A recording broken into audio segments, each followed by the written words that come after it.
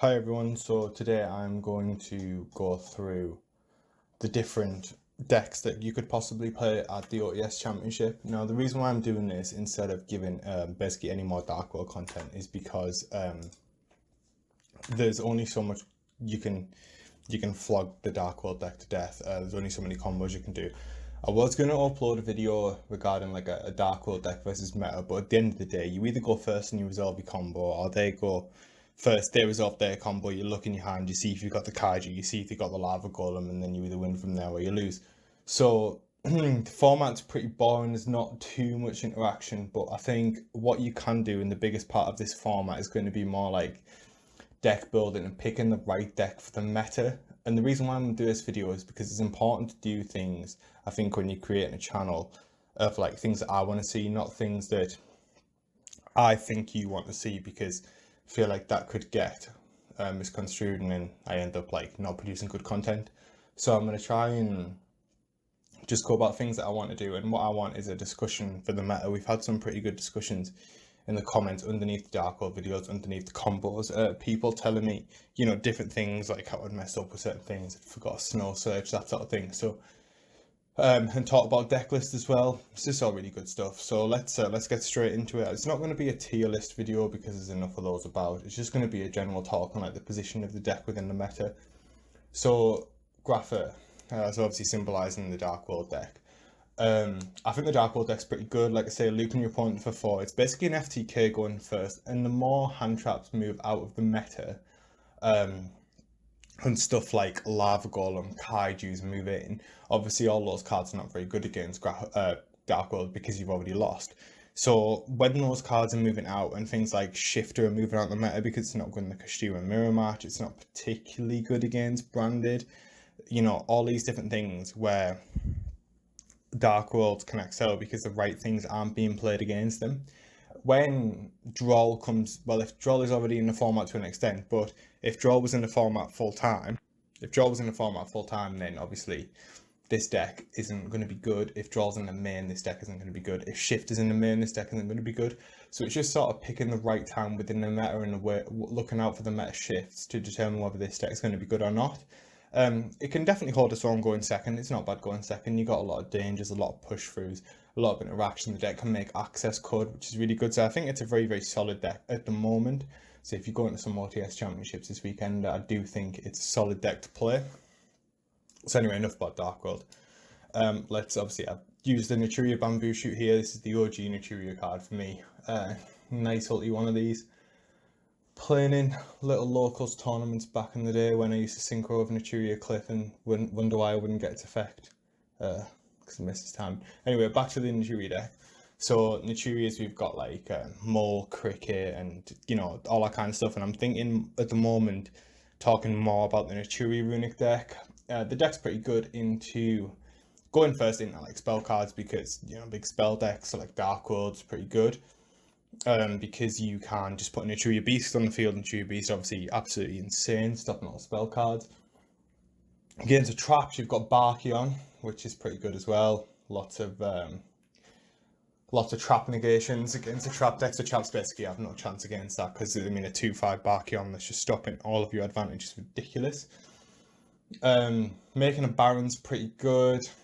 I suppose there's some link plays to go with it, but the only thing you've got with this deck is you're inherently playing Runic, so you don't have a battle phase, and it makes it really, really hard to kill people, which means you're going into time a lot of the time. Not saying the deck's bad in time, because obviously Scarlet's a thing now, but you know, like, you are just going to be into time a lot, and there's the very real possibility of, you, let's say you start using the Runic engine, they catch up with you in the early game. Obviously they're never going to be able to keep up in the long game, but they catch up in the early game, and you just not drawing Runic spells because this deck can't support as many Runic spells as the Sprite deck used to be able to. And then with the Sprite deck as well, if you had starter that obviously got the blue out the deck, which got the jet out the deck, which got the smashers out the deck, and then you had the elf to bring back, so you're constantly slimming down the deck of Sprite cards, constantly shuffling the deck, and really making it so you were drawing more Runics, and you had Hyperia, with giving you extra draws. You don't really have that many extra draws outside of the Stardust Charge and the Cold Dragon, but they're like very, very early game ones. So personally, I think Naturia has a rough early game, has a strong end game, obviously because you're playing Runics, but there's a lot of like advantages, disadvantages of the deck, mostly disadvantages, and that's why I wouldn't play it. I don't think it's great at the moment. And obviously, if you start committing anything to the board, you're losing to Lava Golem and all this random stuff as well. And if Cosmic starts coming back in the meta and you don't have a Naturia Beast, well, guess what? Your fountains go and you're losing a lot of advantage. Moving on, Despia. Absolutely hate this deck. I will never ever play this deck. This deck could be the best deck, and I still wouldn't play it because I absolutely hate Despia. The fact that you literally lose to an Ash. People say, "Oh, you don't lose to an Ash. You got other players." Like they're not strong enough. That like if you don't resolve Branded Fusion, you lose this game, and the deck just loses to too much stuff. Like even if you go normal summon Aluba, like I know it's not in the meta at the moment that much, but Imperm, Veiler on that is absolutely brutal. And as well, this deck, if you end on like Mirror Jade and Dragoon or something, and you just get Lava Golemed over that, like you're just losing so hard to so much stuff. Your back row's really bad. You can't support heavy Bestial package anymore. There's no need to, but you know you're losing synergy within the. I know you got Serenades and Lubellions, but there's a lot of bricks in the deck as well. Like opening a Tragedy isn't too good if you don't have anything else to go with it. You know the deck is absolutely horrible. I really, really don't like this deck at all. The only thing you can do, I suppose, unfair is the gimmick puppets, but do you know what I mean? You don't really want to be playing for that. Kashtira again, it's 2 decks in a row that I'm not really fond of. Kashtira, like you've got a couple of ideas. You can either end the Arise Hearth, you can on with like backup, protect the castle sort of thing, or you can do the full lock 5 board. Personally, I'm a fan of the full lock 5 board because if you do the full lock 5 board, at least you can only lose to like Sphere Mode and Nib. You've got 2 things to lose to. Whereas if you do the protect the castle, you could lose to Kaijus. You could lose to just standard engine. Like a standard engine can push through that protect the castle thing. I know people are only doing it with when they have like a Book of Moon and a Lance or something, but you just bring it down to a point where you can actually win the game and you're not using your engine to be completely unfair, and you're letting their engine out your engine ways. You might as well just put them on Better Habit and lock 5 zones, because if you're locking the 5 zones, they've got nothing in the back row, you're going to be absolutely fine. Outside of the Spear Mode and Lava Golem as well. And if you hold your extender back to play through the nib, you know, because like obviously you just end the nib, you use your extender, you make your Rise Hat, and then you protect that. That's a lot better, and I really think you should be locking 5 with this deck, but you know, it just depends. It depends what people are doing. It's going to shift all the time, but the problem I've got with this deck is you could lose to someone who's behind the meta. So let's say we're all playing Protect the Castle now, and you think, right, I'm going to jump on head of the meta and I'm going to start locking 5. What if you're against the guy who's still not changed his deck from last week, who's got the Sphere Modes and just gets Sphere Moded? It's really frustrating. I played this for the Newcastle Regional. I won the first 2 or 3 rounds, no problem, and I lost to a Plunder Patrol guy because I went first and I was playing the adventure build, he nib Veiled, so I lost that round, and then I lost to a Labyrinth player who Sphere Moded me.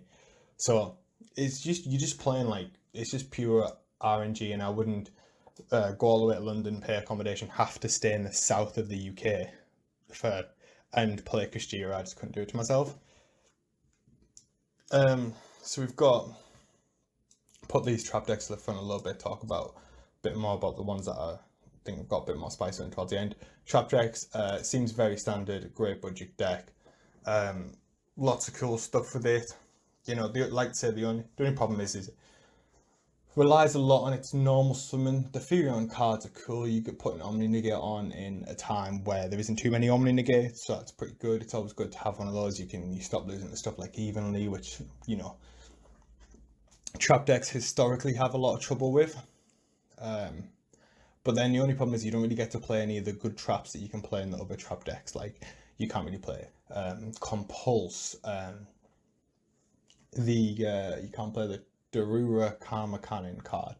I'm not really sure how many Floodgates it can play, but it seems like a trap deck that's sort of like 50% trap, 50% combo. and that seems to be the worst for me. I've always very much of the opinion of you should just pick one thing and just do that well. Labyrinth again, seems very, very solid. Just very, very, very solid. You've got to be good at the game to play this sort of deck, because the best way to get, well, you need to get the most value out of your trap cards all the time. So knowing what to compulsory, knowing what to stop at certain points is really important to pilot a deck like Labyrinth. And I think it's really good. It doesn't really lose to that much, to be honest. Probably a little bit weak into a kaiju. You can bell. I think you can bell the big welcome. You can bell one of them. You can't bell the other one. I can't remember which one it is. But yeah, you can. This is very, very solid. Obviously, it has the inherent trap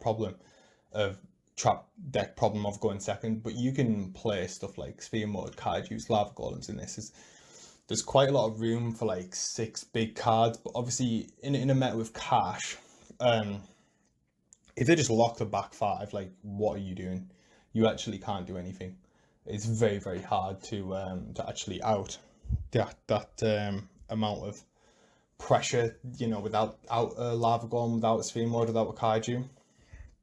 But then obviously you don't want to get in that position where you're just bricking on Sphere Mods, bricking on whatever. It's pretty brutal. So we'll go on the Runic Tip. This card is supposed to represent the Runic Stun deck, which I actually think is really, really good. Just being able to just take options away from your opponent by banishing 4 cards away with the Runic Destruction, banishing one with the Tip, and then searching something else. You could banish a 10th of the deck with just off 1 card, and the constant recursions there. You can use the guy that gives you 1,000 life every turn. This is a really, really solid deck. It's not really my type of deck, because I don't like to just sit behind something and wait for it to happen, but this is definitely playable. I mean, I decked people out of Runic Sprite, so if you actually built your deck to, efficiently deck someone out, this could definitely work. And like I say, just taking the options away from people at the start is really, really useful. Takes a lot of their engine pieces out the deck. There's not much they can do once half of their engine's gone. So that's going to make it weaker. It's going to make them have less pushes, and you can survive for longer and longer, and hopefully achieve the decking them out. So I've left these 2 for last, because I think there's the most innovation that can happen within a format, and I think these 2 have the ability to be the best deck. Some kind of wacky punk combo. It's too good. The cards are absolutely ridiculous. I mean, the amount you can do off 1 Z-Arming is ridiculous. The field spell, being able to draw 2, is absolutely insane. You draw on 2 every turn. You effectively 3 cards every turn, and just for using your punk effects, which are generating you even more cards, you can thin a lot of your deck out with the punk effects, where you're searching spells, traps, monsters, whatever. And then you're going to draw into your hand traps, and your engine's pretty strong. You can make Psychic End Punisher. You've got a lot of link plays. This deck has absolutely huge potential. I really think this deck is possibly, with a bit of time from the right people. I mean, I'm working on a list myself at the moment, but it's very, very basic with little testing. So I'm at the very, very starting blocks, because I do think there's a lot of potential with this deck. And then finally, we'll move on to the last one. So Tia. Tia is an unbelievable deck. It's the fusions you can do, the amount you can push with Tia is ridiculous. The Scream, the Sullock is still unbelievable. Kaleido Heart is great. Crime's good. Tia Cash is still at 3. So there's got to be something there with this deck. There's just absolutely got to be something there, and it's just waiting for the right person to come along, pick up the deck, and do something with it. Because I do genuinely believe there's got to be potential within this engine, because it's just too broken. It's just too broken. And with the Brave engine as well, it basically puts it, anytime one of these cards in your hand, you get a free Juxtapelli or a free Garura, which can do XYZs, which can do link plays. You're not locked into anything. The deck has got to have something there. I really do think there's got to be something there. there seems like you could possibly even put this sort of engine in like in a quote unquote good stuff deck where you just put in like loads of cool stuff in there, like Fenrir's Tier Cash Brave engine, Tier itself. There's just, I feel like there's got to be some goo to be found with this deck, and I think if someone finds that and refines it and it's good, you could just have such an explosive deck with so many layers of interruption and so many pushes as well. So yeah, the reason that's it now. I've sort of finished my conclusion talking about all the decks. If I had to sort of rank them in ways that I would play them, well, it'd be definitely Despia at the bottom. I think Runic Stun's pretty good. I don't really want to play it. I don't find Traptrix too interesting. I like Cash. The only thing is, Tier is. I'll have to put Tier there because it's really bad. Yes, I think I'd play Dark Worlds first, then Labyrinth, then Punk, then probably Runic Stun, then Yachuri Runic, then the Traptrick deck, then Kashtira, then Tier only because it's really bad, and then I absolutely hate Branded. So I'd put these at the end, just to, just because I don't like them. So that's the end of what I think about the decks, and that's the order in which I would play them. But the reason why I think this video could be useful is because we're probably going to be in the same format. I don't think we're going to get a ban list. We're certainly not getting any. I mean, there's a reprint set, but there isn't any like good new cards in that.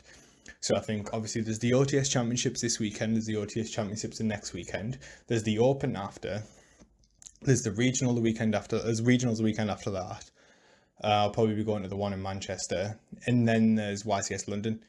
So there's lots of events coming up, and I can't see there being a new ban list, and like I said, there isn't a new set, so we're stuck in this very sort of strange meta position where I don't actually think there's like a best deck, like one that's clearly better than the others. I don't really like these formats at all. I don't even think it's a triangle format. I think it's like an octagon format or something, because there's a lot of viable decks and I don't like it. And the last time we had this was UK Nats, and I didn't do very well. Well, UK Nats 2022, and I didn't do very well there, so I'm not really a fan of the format at all. I'd rather there just be one sort of best deck. Anyway, let me know if you enjoyed this video.